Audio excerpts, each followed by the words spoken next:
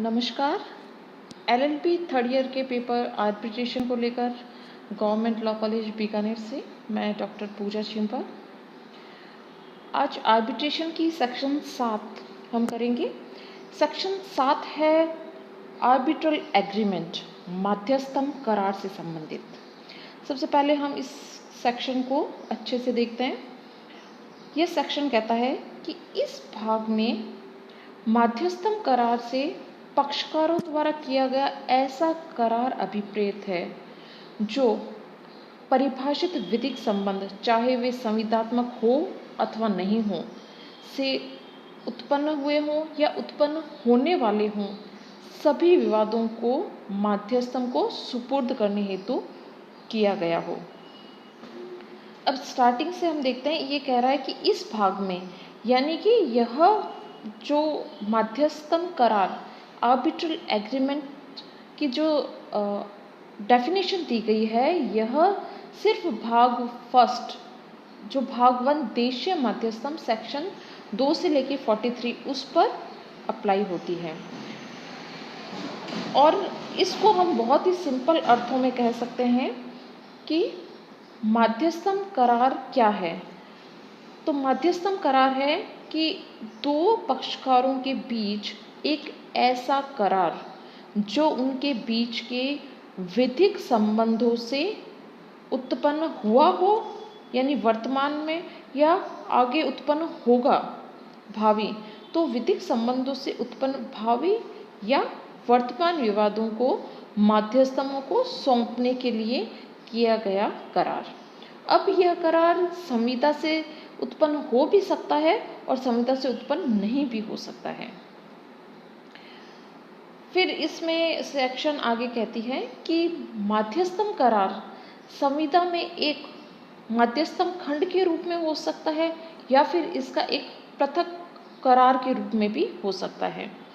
यानी यह है कि ये जैसे कॉन्ट्रैक्ट किया गया है, उस कॉन्ट्रैक्ट में एक पार्ट के रूप में हो सकता है या फिर इसका एक अलग से, एक पूरी तरह से पृथक अलग से मध्यस्थम करार किया जा सकता है। फिर सेक्शन कहती है कि ये मध्यस्थम करार लिखित में होगा। इसका भी, जब मैं मध्यस्थम करार के आवश्यक तत्व क्या हैं, इसको भी मैं आगे विस्तार से वर्णन करूंगी। ये हमेशा लिखित में ही होगा। फिर ये कहता है कि करार लिखित में है, यह कब कहा जाएगा।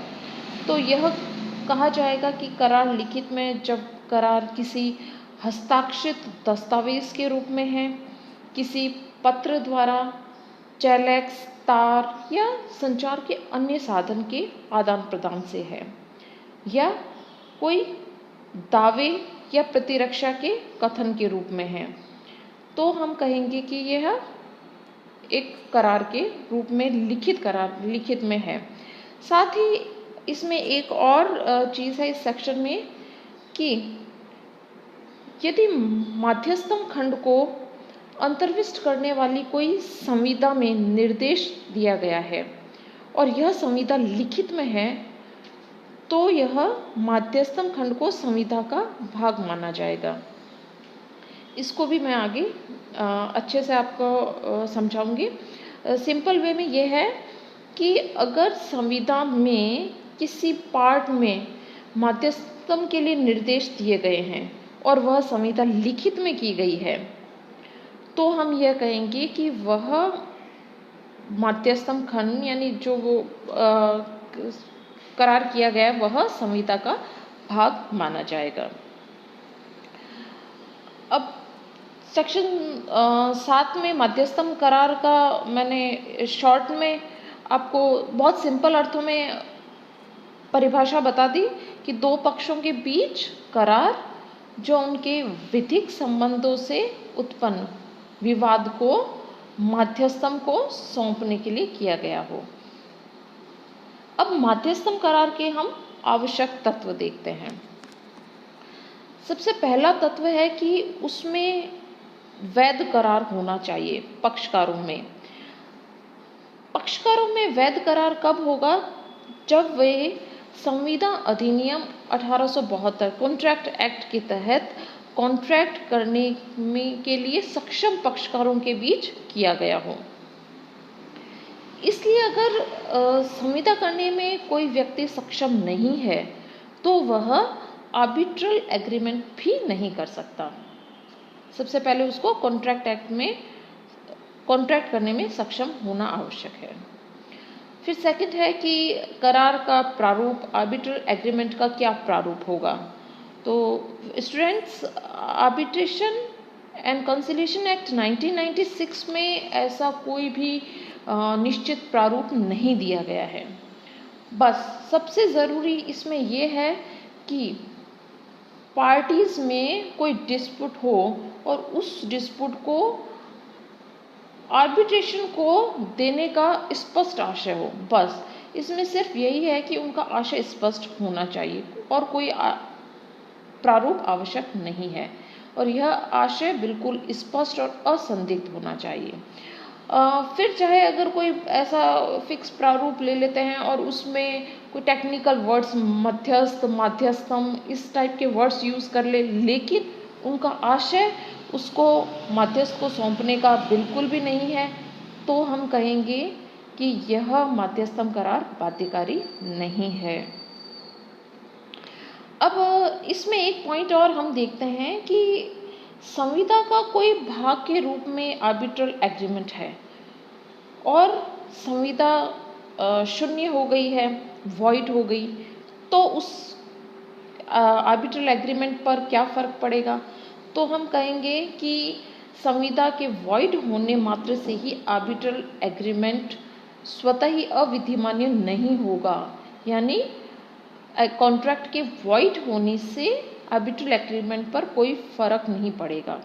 लेकिन यदि कॉन्ट्रैक्ट कपट के कारण दूषित हो जाता है तो हम कहेंगे कि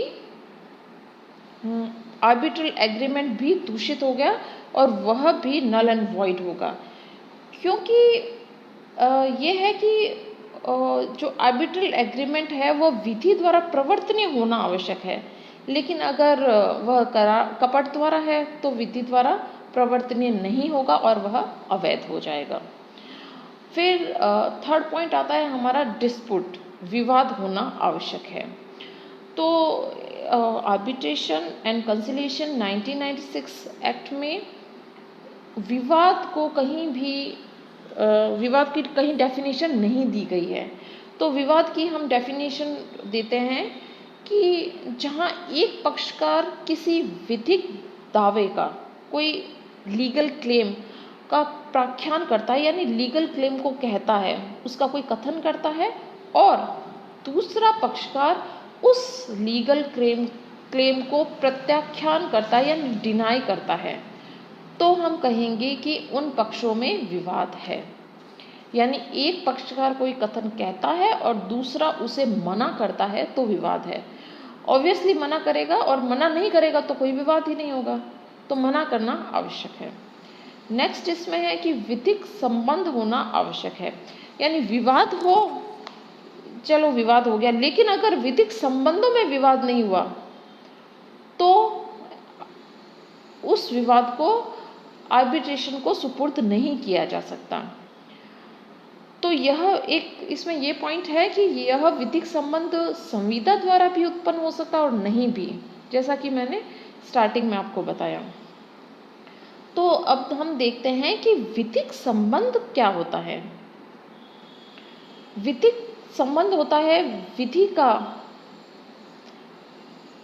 एक व्यक्ति को कोई विधिक अधिकार प्रदान कर देता है और अन्य व्यक्ति को उस राइट से संबंधित ही ड्यूटीज इम्पोज करता है, तो हम कहेंगे कि उनमें विधिक संबंध है। यानी कि लॉ एक पर्सन को कोई लीगल राइट देती है तो लीगल राइट किसी अन्य के लिए वह लीगल ड्यूटी होगी, यानी कि उसकी ड्यूटी होगी कि वह अन्य के लीगल राइट को पूरा करे, तो उन दोनों के बीच में वह विधिक संबंध होगा। इसको एक उदाहरण के तौर पे हम समझते हैं, जैसे कि पति का यह कर्तव्य है, विधिक कर्तव्य होगा कि वह अपनी पत्नी का भरण पोषण करे, तो पत्नी का यह विधिक अधिकार है कि वह पति से भरण पोषण ले सकती हैं। तो पति पत्नी का यह संबंध विधिक संबंध को जन्म देता है। अब नेक्स्ट इसका पॉइंट हम देखते हैं कि विवाद सिविल प्रकृति का हो। सिविल प्रकृति का मतलब क्या होता है? सिविल प्रकृति का मतलब है कि जिसमें किसी सिविल अधिकार के संबंध में पक्षकारों में विवाद हो। सिविल अधिकार डिस्प्यूटेड होना चाहिए। तो इसमें साथ में यह है कि सिविल प्रकृति के विवाद को दिया जा सकता है और साथ में कुछ अपराध जैसे कि शमनीय जो टाइप के अपराध है उनको भी मध्यस्थम को सौंपा जा सकता है। फिर नेक्स्ट पॉइंट हम देखते हैं कि डिस्प्यूट या तो वर्तमान हो सकता है या ये फ्यूचर का डिस्प्यूट भी हो सकता है, भावी या वर्तमान। जैसा कि मैंने स्टार्टिंग में ही बताया था कि विवाद विधिक संबंध से विवाद उत्पन्न हो गए हों या होने वाले हों, यानी कि भावी विवाद को भी मध्यस्थ को सुपुर्द करने का करार किया जा सकता है।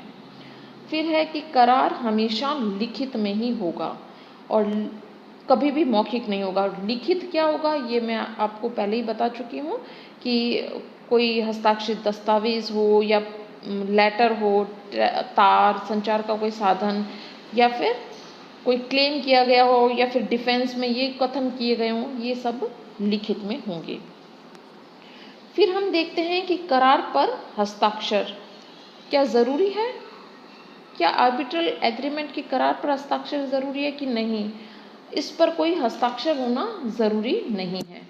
बस ये है कि वह लिखित में होना चाहिए और अगर वैधता को अधिक ध्यान में रखते हुए एक पक्षकार अगर हस्ताक्षर करता है और दूसरा पक्षकार मौखिक रूप से या अन्य तरीके से या आचरण से स्वीकार कर लेता है तो भी हम कहेंगे कि वह एक वैध आर्बिट्रल एग्रीमेंट होगा।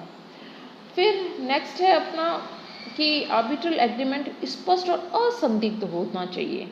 स्पष्ट होना चाहिए कि विवाद होने पर हम आर्बिट्रल एग्रीमेंट को ही सुपुर्द करेंगे और यह मैंडेटरी होना चाहिए, असंदिग्ध होना चाहिए, आज्ञापक होगा, यानी कोई ऑप्शन के रूप में नहीं होना चाहिए कि या तो हम मध्यस्थ को सुपुर्द कर देंगे या हम कोर्ट में केस कर देंगे। ये करार लागू नहीं होगा, इसमें कोई ऑप्शन नहीं होना चाहिए। तो ये हमने आज सेक्शन 7 की आर्बिट्रल एग्रीमेंट की। Thank you.